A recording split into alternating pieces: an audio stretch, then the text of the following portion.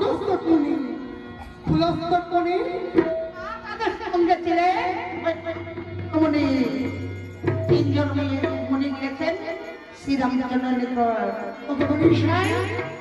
আজ আমার আশ্রমে আপনাদের এইভাবে আগমন কিসের কারণ?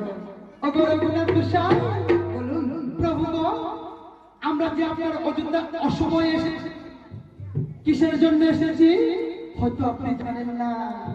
বলুন তবে শুনো, আপনার তো ছিলেন 14 বছর বনবাস। 14 বছর ছিলাম। এই 14 বছর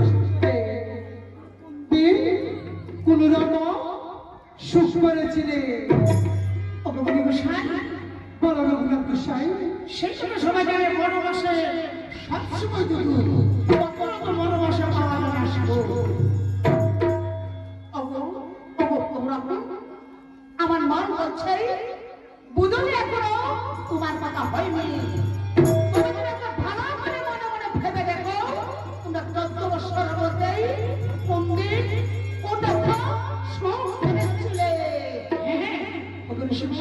সত্যি আমার মনে পড়েছে আমি 14 বছরের মধ্যে একদিন করেছে সুখ। যেই দিকে আমি রাজাকে সচেতন করে নির্দেশ পাবো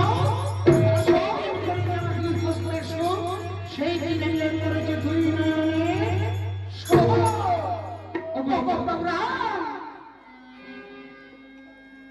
তুমি যাকে হত্যা করেছ সে কিন্তু যাতে ব্রাহ্মণ। ব্রাহ্মণ? হ্যাঁ ব্রাহ্মণ। সে কেমন ব্রাহ্মণ বলুন? ওগো রাম তুমি জানো না রে, জানো না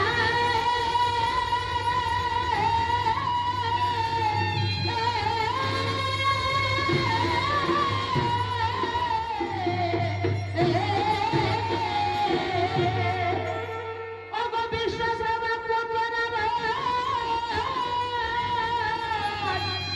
ওটা বলেছে নাতি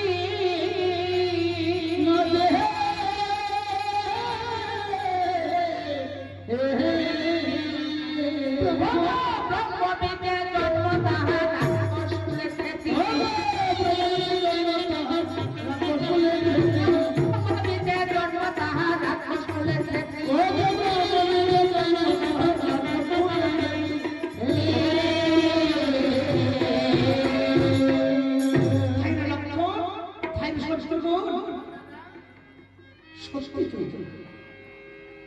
আমরা যে ব্রহ্ম হত্যার বাতিল হয়েছি, ব্রহ্ম হত্যা শুধু পাপ নয়, তাকে বলে ওগুলো শিব বলুন বলুন আপনি সে পাপ থেকে আমি কি করে মুক্তি পাবো? সেই পাপ থেকে মুক্তি পেতে হলে তোমার একটি যজ্ঞ করতে হবে।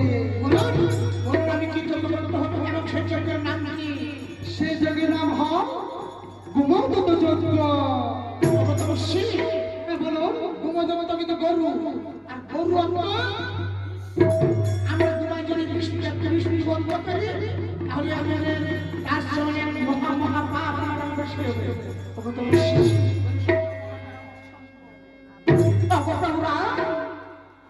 তবে শোনো, তবে আমার একটি যজ্ঞ আছে।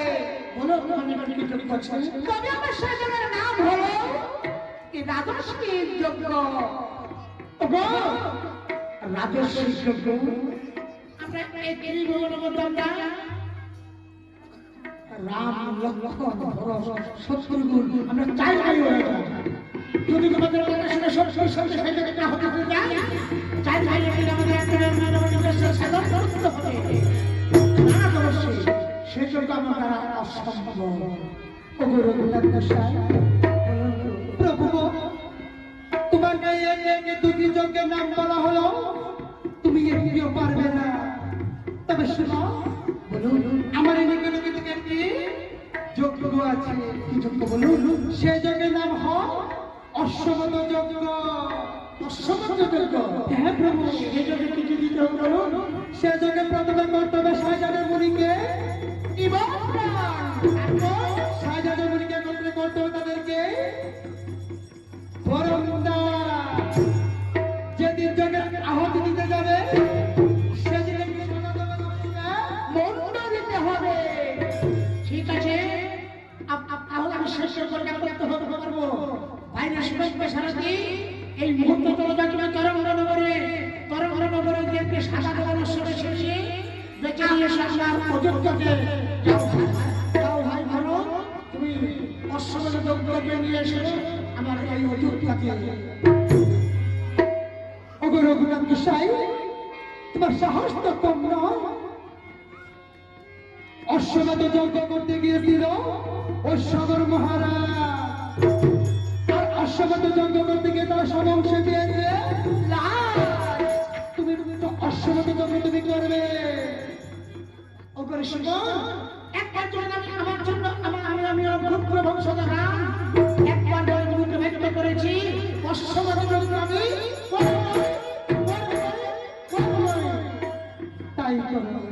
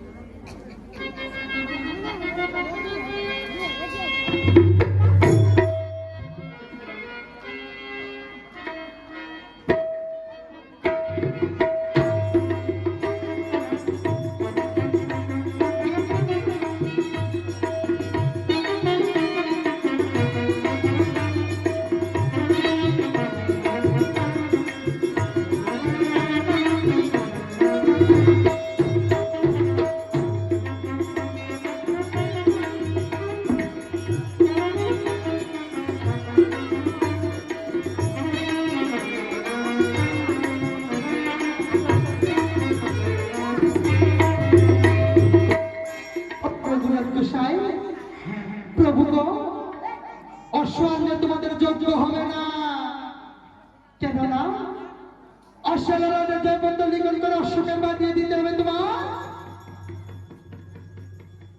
দেশ ভ্রমণে যেদিন অশ্ব দেশ ভ্রমণ করে অযোধ্যায় আসবে সেদিনও ভেবে তোমাদের অশ্বমেধের যোগ্য আরম্ভ হয়েছে ঠিক আছে আপনার কথা শুনে আমি অশ্বমেধের জয় করিতেছি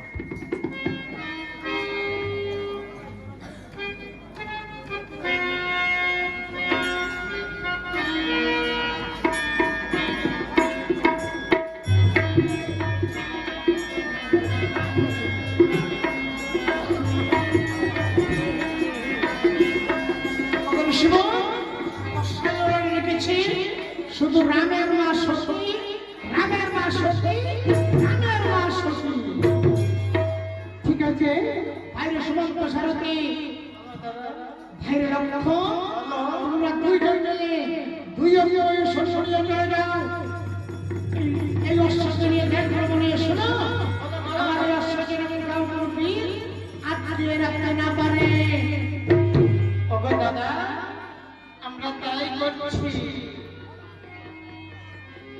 ও বাবা